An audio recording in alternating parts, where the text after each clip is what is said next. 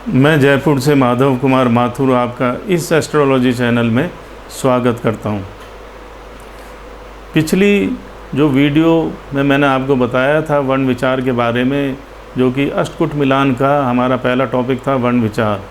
उसमें मैंने ये बताया था कि वर्ण विचार कैसे शुभ होता है और कैसे अशुभ होता है।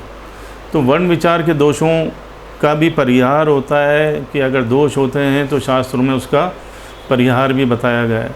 तो एक बार थोड़ा सा उसके लिए डिस्कस कर लेते हैं कि वर्ण विचार के दोषों का परिहार कैसे होता है। अगर मान लो कुंडली में वर्ण दोष आ गया तो उसके दोषों का परिहार कैसे होगा। नंबर 1 है कि वर और वधू के राशिश यानी राशियों के स्वामी अगर मित्र हैं या सम हैं तो इस दोष का परिहार हो जाता है। दूसरा क्या है, वर और वधू के राशिश अगर एक ही हों, मतलब राशियों के मालिक अगर एक ही ग्रह हों, यहाँ ग्रहों से मतलब है, तो उसका परिहार हो जाता है। अगर मान लो नवमान शेष में मित्रता हो, नवमान शेष में मित्रता का मतलब जो नवमान शेष में चंद्रमा जहाँ बैठता है, जिस राशि में बैठता है, उसके स्वामी की अगर मित्रता है या वो सम है तो भी इस दोष का परिहार हो जाता है।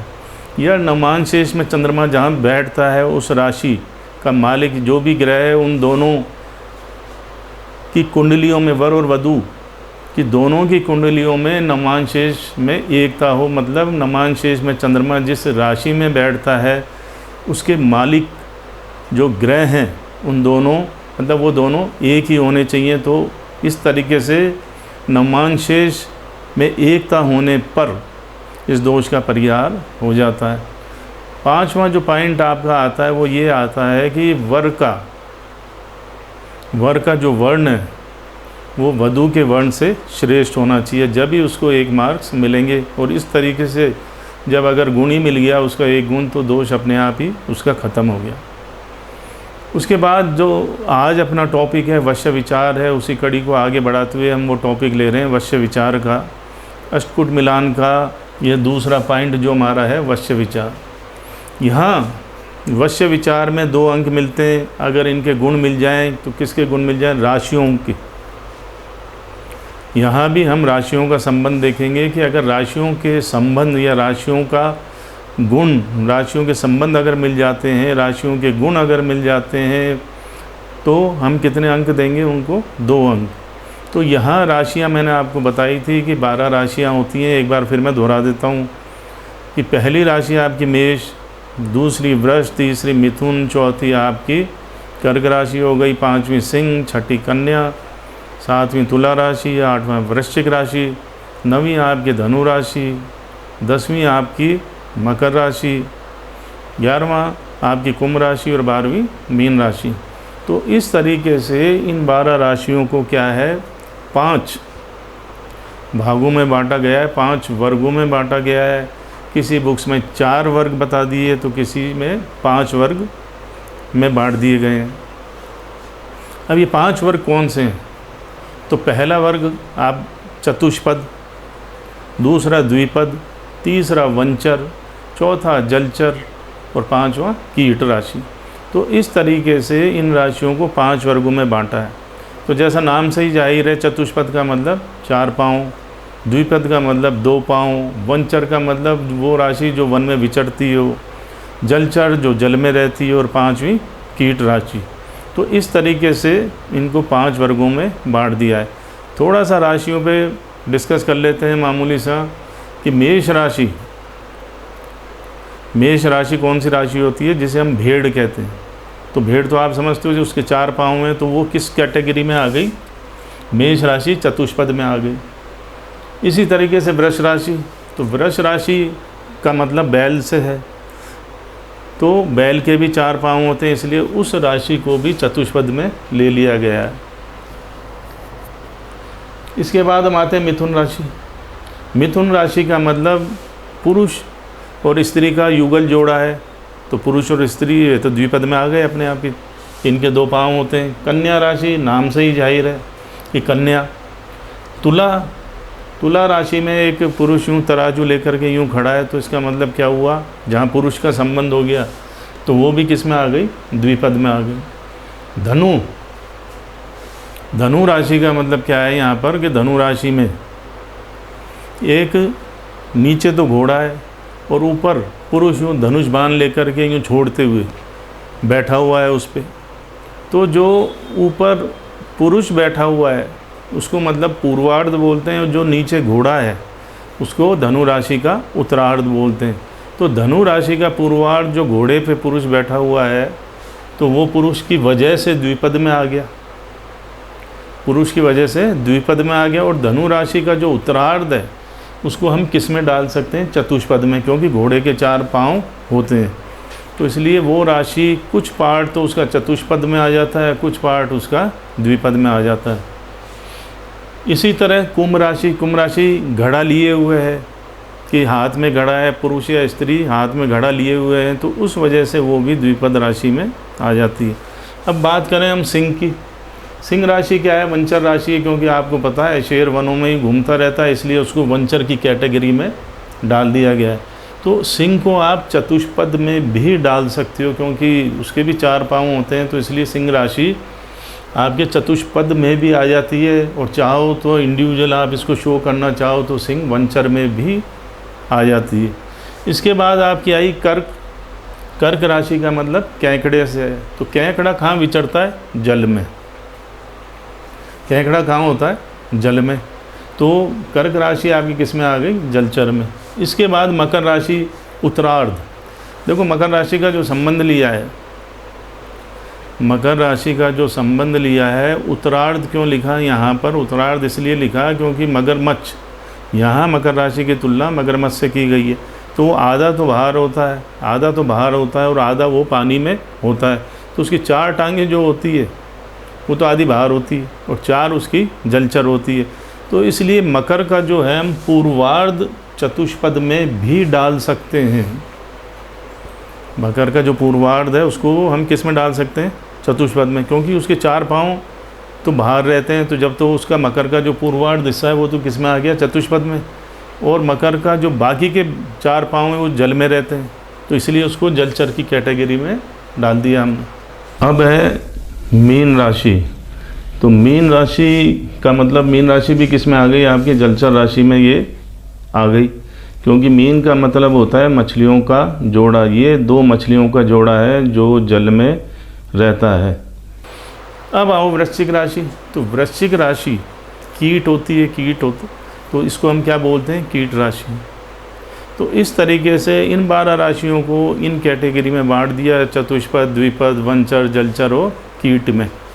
तो यहाँ पर ये देखा जाता है कि इन राशियों का आपसी संबंध क्या है। यहाँ पर क्या देखा जाता है कि इन राशियों का आपसी संबंध क्या है, कि किस राशि का मतलब किस वर्ग का किससे क्या संबंध है, किस वर्ग का किस वर्ग से मतलब किस राशि का किस राशि से क्या संबंध है। अगर अब यहाँ देखो कि ये सारी राशियों को कौन कंट्रोल करता है? द्विपद यानी पुरुष राशि। पुरुष राशि इन सब राशियों को कंट्रोल करती है, वश्य में रहती है, लेकिन एक राशि को छोड़ करके। पुरुष राशि जो है सब राशियों को वश्य में करती है, लेकिन सिर्फ एक राशि को छोड़ करके। वो कौन सी राशि है? सिंह राशि। तो पुरुष राशि जो है सिंह राशि को छोड़ करके सब राशियों को अपने वश्य में कर लेती है। लेकिन अगर हम इसको यूँ भी बोलें कि सिंह राशि एक ऐसी राशि है जो सब राशियों को अपने वश में कर सकती है, क्योंकि वो तो सिंह ही है, शेर तो शेर ही है, वो तो सबको खा सकता है। तो सारे ही राशियाँ उसके वश्य में होती हैं, वश में होती हैं, सिर्फ एक कीट को छोड़ करके। कीट उसका एक्सेप्शन है। कीट को छोड़ करके सिंह राशि जो है सब राशि को अपने वश में करती है, उसी के वश में होती है। तो यहाँ ये देखा जाता है कि किस राशि का किससे क्या संबंध है, उनकी जाति और प्रकृति के अनुसार। तो जब अगर राशि में मित्रता हो, समानता हो, तो उनको 2 गुण मिल जाते हैं, क्योंकि वश्य विचार में कितने गुण मिलेंगे? 2 गुण। यहाँ सेकंड नंबर लिखा है तो 2 गुण मिलेंगे। तो इसीलिए वर और कन्या की राशि का संबंध अगर हो रहा है या समान है, जैसे मान लो वर की चतुष्पद है और कन्या की भी चतुष्पद है, तो दोनों की राशियों का संबंध समान हो गया, तो इसलिए आपको 2 गुण मिल जाते हैं।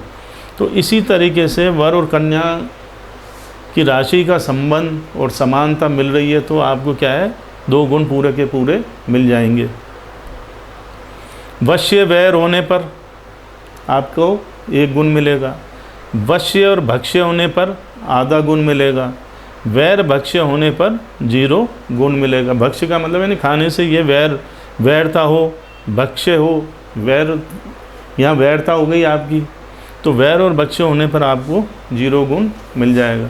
तो इस तरीके से इन राशियों का आपसी संबंध इनकी जाति और प्रकृति के अनुसार होता है, उसके अकॉर्डिंग इनको क्या नंबर मिलते हैं ये मैंने आपको बता दिया कि यहाँ 2 नंबर मिलेंगे अगर मिल जाएंगे तो, अगर नहीं मिलेंगे तो 1 नंबर, शत्रुता या मित्रता मतलब मित्र और शत्रु होने पर 1 नंबर, और आपका आधा नंबर वश्य और भक्ष्य होने पर आधा, और वैर और भक्ष्य होने पर 0 गुण मिलता है।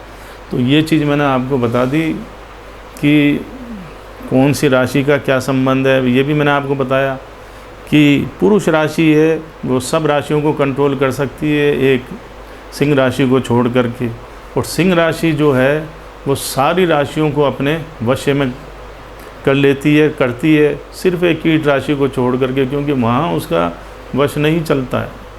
तो इसलिए कीट जो है उसका एक्सेप्शन हो गया। तो इस तरीके से हमने देखा कि वश्य विचार क्या होता है।